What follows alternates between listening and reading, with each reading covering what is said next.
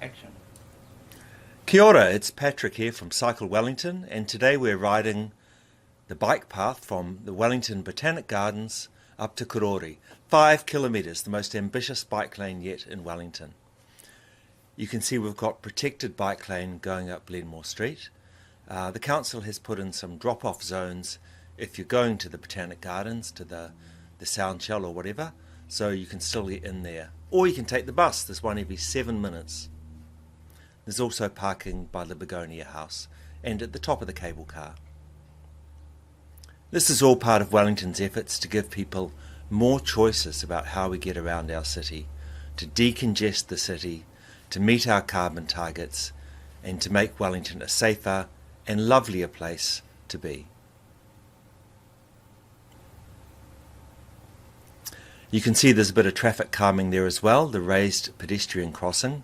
That's designed to make it easier for people on foot to cross our streets. It's a really bad idea to park in a bike lane or on the footpath. You may well get a ticket from the council. So yeah, not so sharp that person there.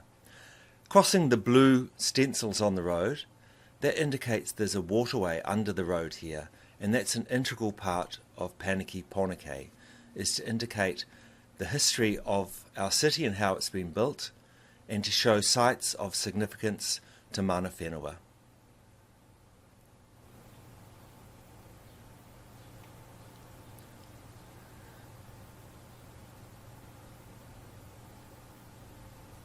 Okay, under the Kelvin Viaduct, and you can see here the council has made a decision to prioritise parking on this section and put cycling on a shared path. That's not a decision we support. Footpaths are primarily for pedestrians.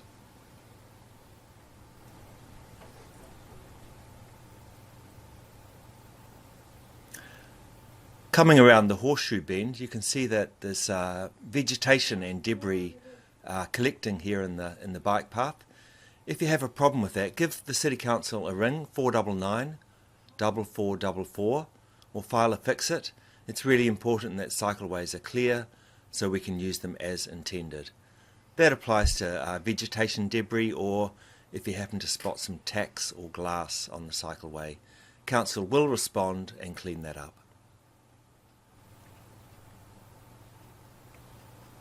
Another short section of shared path as we approach the Karori tunnel. It's really important, as marked here, to take the lane. You don't want someone in a vehicle overtaking you as you approach the tunnel. It's illegal to do that and really unsafe.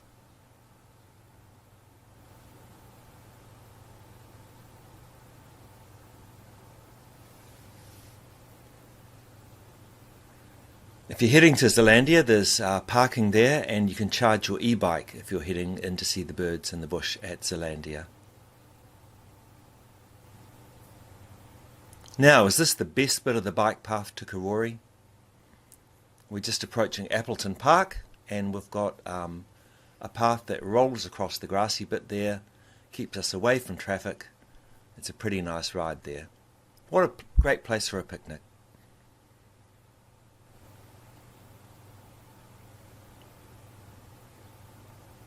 If you donate to Cycle Wellington, thank you. Your donations make these videos possible, and they are the tailwind for our advocacy. So if you want more bike lanes and better biking in Wellington, head over to cyclewellington.org.nz and join us and make a contribution. Thank you. It really makes a difference heading up Chater Street. I remember riding up here before, having to duke it out with traffic, with trucks, with buses. To have some protection along here makes all the difference and makes bike trips feasible for more and more people in our city.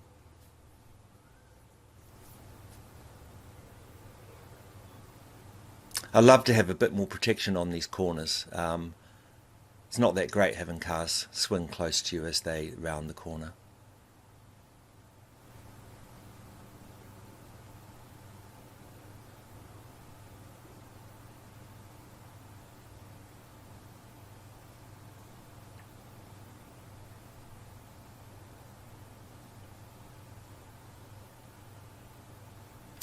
What do you think of Wellington's new bike paths? Have you tried the path up to Karori? You can send us your feedback in the comments, or if you want to get in touch with the council, you can email cycling@wcc.govt.nz. They love getting your feedback. Here we are back on the protected part. It makes quite a difference to have those plastic curbs and the posts there.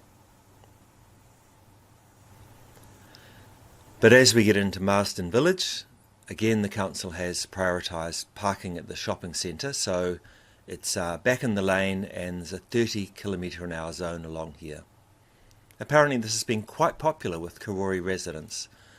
They took a survey and most people were really happy with the traffic calming and the safer speeds in Karori.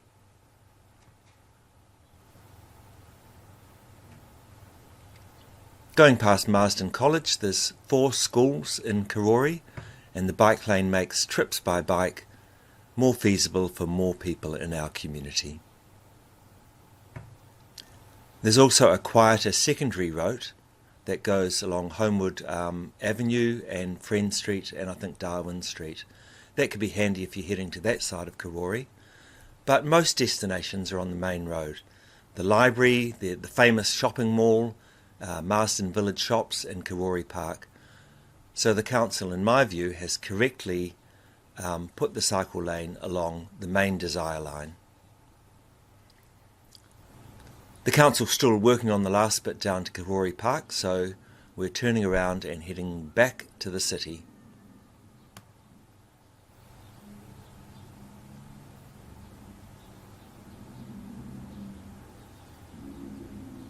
Again, you can see there's some traffic calming there. The raised pedestrian crossings are safer for everyone.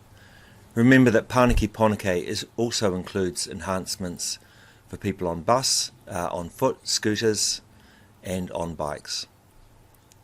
It's really designed to enable people to get around our city in different ways, and I think it's consistent with what progressive cities around the world are doing.